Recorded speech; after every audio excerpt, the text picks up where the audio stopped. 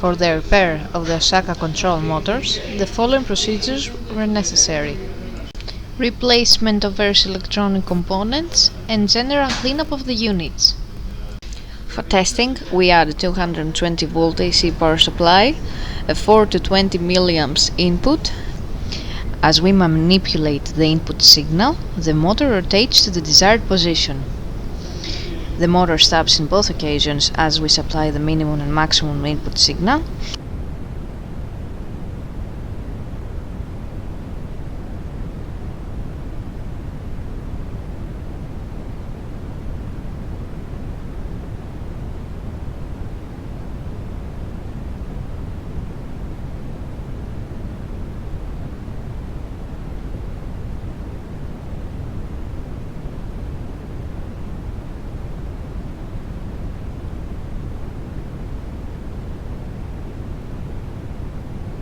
The same process is repeated for the second motor.